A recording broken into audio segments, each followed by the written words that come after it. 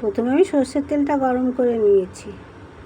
এরপরে আমি ফোড়নে দিয়েছি তেজপাতা, সাদা জিরে আর বেটে রাখা মশলা, আদা বাটা, রসুন বাটা, পেঁয়াজ বাটা, টমেটোটা বেটে নিয়েছি, কাঁচা লঙ্কা বাটা, কাঁচা হলুদও বেটে নিয়েছি আজকে আমি, আর ধনে আর জিরের গুঁড়ো, পরিমাণ মতন লবণ দিলাম, দিয়ে ভালো করে কষিয়ে নিচ্ছি। হ্যাঁ, মিক্সি ধোয়া জলটা দিতে ভুলে গেছি, মিক্সার ধোয়া জলটাও দিয়ে দিলাম, দিয়ে ভালো করে কষিয়ে নিচ্ছি। প্রায় আমার কষানো হয়ে গেছে, দেখো কি সুন্দর তেল ছেড়েছে, আর একটা সুন্দর গন্ধ উঠছে।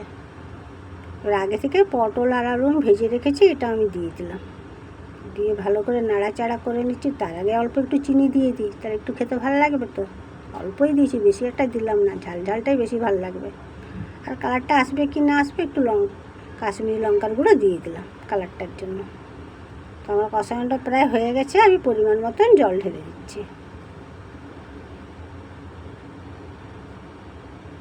আর তরকারিটা সিদ্ধ হয়ে গেছে, নামাবার আগে একটু গরম মশলার গুঁড়ো দিয়ে দিলাম, দিয়ে তরকারিটা আমি নামিয়ে নিচ্ছি।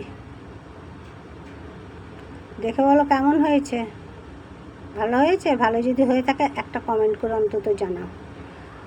আর পারলে তোমরাও বানিয়ে খেও, আমি জানি তোমরা সবাই এগুলো বানিয়ে খেয়েছো, তাও পিসিমণির তরফ থেকে বললাম পারলে করে খেও, আমার তো খুব ভালো লাগে। এটা ভাত বা রুটি দুটো দিয়েই খাওয়া যায়, জানো। তাহলে আমার ভিডিওটা এখানে শেষ করি, তোমরা ভালো থেকো, সুস্থ থেকো, টাটা বাই বাই, আজকের মতন যাই।